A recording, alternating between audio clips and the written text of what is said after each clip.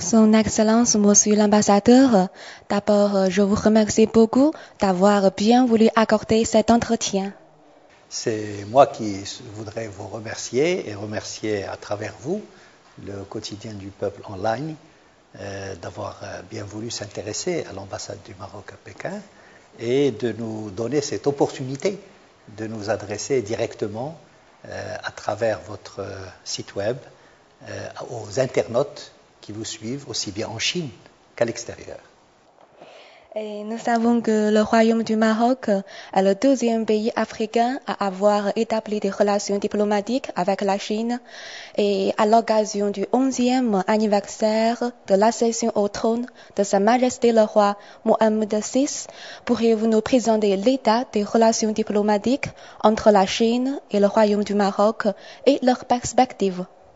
Il est vrai que le Maroc est le deuxième pays avec l'Égypte à avoir reconnu il y a plus de 50 ans après la proclamation de la République populaire de Chine et avoir établi des relations diplomatiques. En fait, c'était tout à fait naturel que le roi du Maroc, libérateur de la nation, Sa Majesté Feu, Sa Majesté Mohammed V, a décidé d'établir des relations diplomatiques avec la République populaire de Chine parce que ce sont des relations basées sur une connaissance ancienne entre les deux pays et Feu Sa Majesté le roi Hassan II a fait de cette reconnaissance une question fondamentale de nos relations internationales et Sa Majesté le roi Mohammed VI a fait de ce legs diplomatique et historique une base et un fondement de la diplomatie du Royaume du Maroc. Ces relations diplomatiques sont basées sur le respect mutuel, sur la confiance et sur l'amitié qui lie les deux peuples. Et preuve-en-est les visites de très haut niveau entre les deux pays. Les dernières en date, celle de Sa Majesté le roi Mohammed VI, quand il a fait une visite d'État en Chine en 2002, et celle de son Excellence le président Hu Jintao, qui a visité le Maroc en 2006. Ces visites de très haut niveau ont permis de renforcer davantage ces relations diplomatiques, mais surtout ces relations historiques et traditionnelles entre les deux pays. La Chine est pour le Maroc le troisième plus grand pays pour les importations. Et dans quel domaine se concerne la coopération économique entre la Chine et le Royaume du Maroc? Tout d'abord, je voudrais souligner que les relations bilatérales entre le Maroc et la Chine sont multiformes et concernent une large palette de secteurs qui vont des secteurs économiques et financiers jusqu'au secteur technique, scientifique, culturel, sportif, médical, etc. Dans le domaine économique, les relations effectivement ont connu un développement très important. Au niveau des échanges commerciaux, nous avons atteint un niveau respectable de volume, en termes de volume du commerce extérieur, près de 3 milliards de dollars annuels. Il est vrai que ce volume est principalement dû aux importations du Maroc de ce grand pays ami. Seulement, il faut le dire, ces importations concernent beaucoup les importations de matériel d'équipement, de matériel qui rentre dans le cadre du développement économique du pays et donc très important pour les projets de développement au Maroc.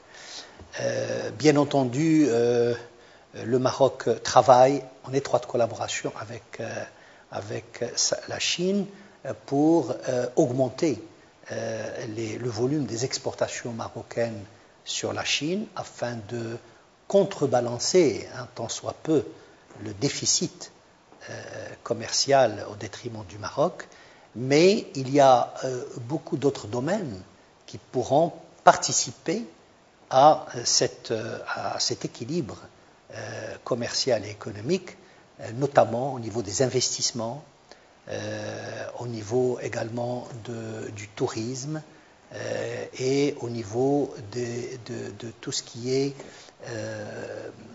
réalisation de projets économiques communs. C'est sur ces chantiers importants que nous travaillons ensemble avec nos amis chinois. Et le Maroc est un pays qui a une longue histoire. Et pourriez-vous nous présenter vos expériences de protection du patrimoine culturel? Il est vrai que le Maroc a une très riche et ancienne culture, une grande civilisation comme celle dont jouit la Chine amie et le peuple chinois. Nous faisons de la protection du patrimoine culturel un des socles de notre projet sociétal. Et cela est dû au fait que le Maroc a plus d'une dizaine de sites qui sont reconnus par l'UNESCO comme patrimoine universel de l'humanité, inscrits comme patrimoine appartenant à l'humanité, pour ne citer que les exemples des villes de Meknès, de Fès, les places anciennes et appartenant au patrimoine immatériel, qui sont la place Jamal el-Fna à Marrakech et la Médina de Dessaouira.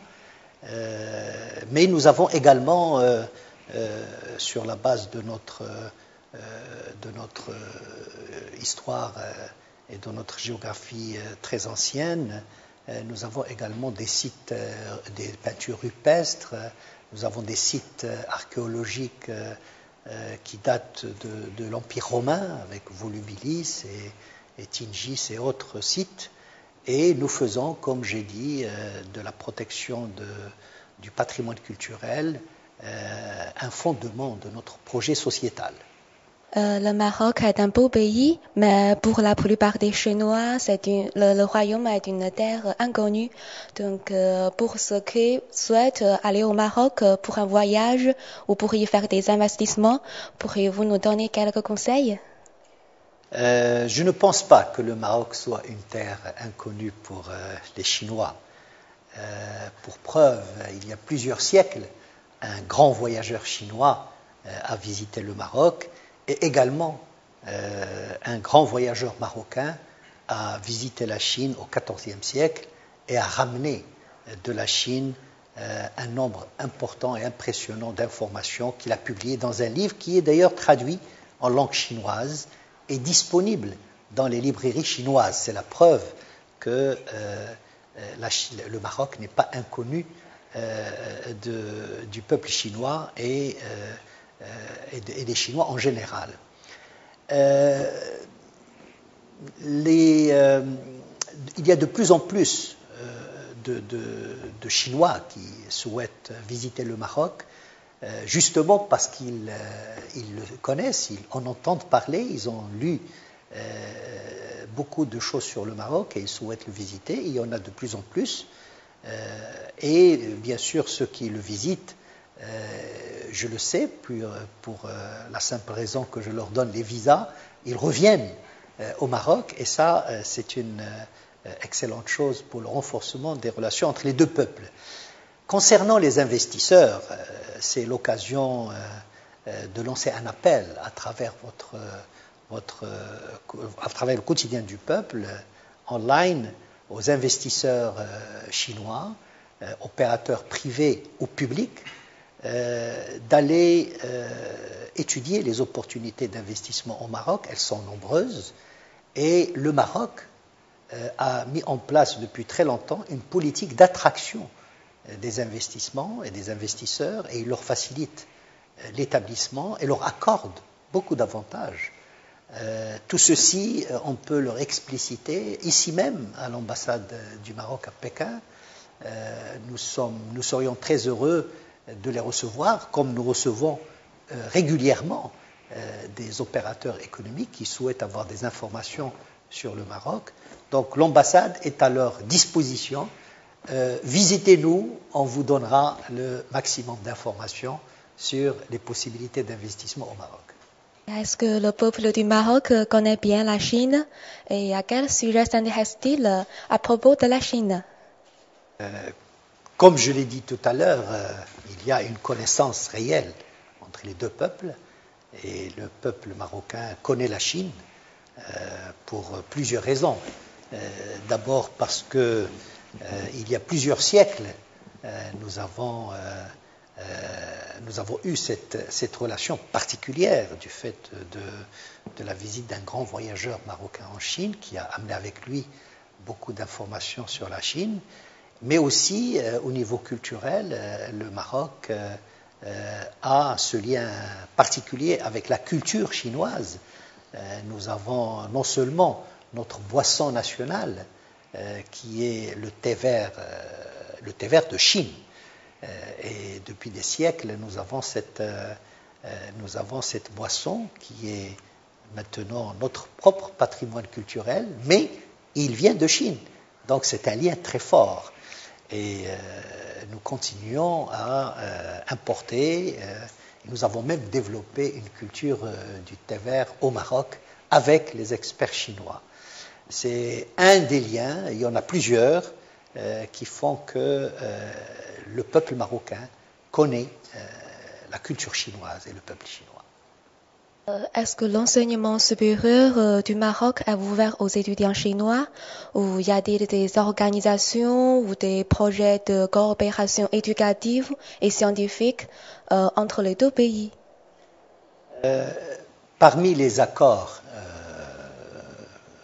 importants qui ont été signés entre les deux pays, il y a un grand accord cadre dans le domaine culturel, scientifique, technique et éducationnel, qui couvre également d'autres secteurs comme la jeunesse et sport, etc. Le programme d'application 2010-2013 a été signé il y a juste quelques semaines à Pékin entre les deux ministres de la culture des deux pays lors d'une visite effectuée par une délégation officielle conduite par le ministre marocain de la culture et une participation au festival des arts arabes à Pékin et à Shanghai par deux troupes musicales marocaines, ce qui donne une idée sur l'importance des relations culturelles entre les deux pays. Pour revenir aux aspects éducationnels de l'accord de coopération, il est tout à fait vrai que les universités marocaines et chinoises sont ouvertes aux étudiants des deux pays. Notre coopération va plus loin. Le gouvernement chinois accorde des bourses d'enseignement supérieur aux étudiants marocains qui désirent poursuivre leurs études supérieures en Chine, et le gouvernement marocain fait de même. Il accorde chaque année des bourses aux étudiants chinois qui désirent poursuivre leurs études supérieures au Maroc dans les universités marocaines. Cet accord dont j'ai parlé, qui a été signé il y a quelques semaines à Pékin, le programme d'application de l'accord culturel, prévoit également des échanges interuniversitaires dans le domaine pédagogique, dans le domaine de la recherche scientifique, et je me réjouis de souligner la réussite de ce volet important des relations bilatérales entre nos deux pays. Et à propos de l'exposition universelle de Shanghai, pourriez-vous nous présenter les particularités du pavillon du Royaume du Maroc? Je suis vraiment très heureux de parler du pavillon national du Maroc à Shanghai, et c'est une véritable fierté pour le Maroc d'avoir, comme le reconnaissent, et c'est écrit dans la documentation officielle chinoise, le Maroc est le seul pays africain à avoir réalisé par ses propres moyens son pavillon national à Shanghai. En deux mots, le pavillon national du Maroc a été réalisé sur une surface de 4000 m². C'est un grand bâtiment sur plusieurs étages qui présente la culture marocaine, le vécu de la maison traditionnelle marocaine au niveau urbain. C'est le thème de l'exposition universelle de Shanghai. Et je ne ferai que relire ce qui est écrit au niveau de Shanghai, au niveau de l'exposition universelle. Le Maroc peut se targuer d'être le deuxième pavillon le plus visité après le pavillon de Chine. Et ça, c'est une reconnaissance de l'effort que le Maroc a entrepris pour réaliser ce pavillon et de la beauté de ce pavillon. Donc, c'est l'occasion d'inviter mes amis chinois de visiter le Maroc à travers son pavillon à Shanghai. Pour la dernière, je voudrais vous poser une question personnelle. Quelle ville de Chine aimez-vous le plus? Et si vos amis viennent en Chine, quelle attraction touristique leur conseilleriez-vous? Écoutez, moi j'ai visité plusieurs fois la Chine avant d'être nommé ambassadeur du Maroc à Pékin. Et donc j'ai eu l'opportunité et la chance d'avoir visité plusieurs régions et plusieurs villes de Chine. Donc si j'ai un conseil au niveau des villes à visiter ou des attractions touristiques, je risque de passer des heures à présenter tout ce qui est beau, parce qu'il y a une grande diversité et une grande richesse culturelle de toutes les régions de Chine. Ce que je dirais à mes frères marocains qui souhaitent visiter la Chine, c'est tout simplement de venir en Chine. Parce que de toutes les manières, ils auront besoin de plusieurs visites pour pouvoir connaître toutes les richesses de ce grand pays, de ce grand peuple. Venez rencontrer les Chinois et à travers eux, vous allez connaître ce grand pays. Merci beaucoup, monsieur l'ambassadeur. C'est moi qui voudrais vous remercier et remercier le quotidien du peuple de m'avoir donné l'opportunité de présenter le Maroc à la Chine. Merci.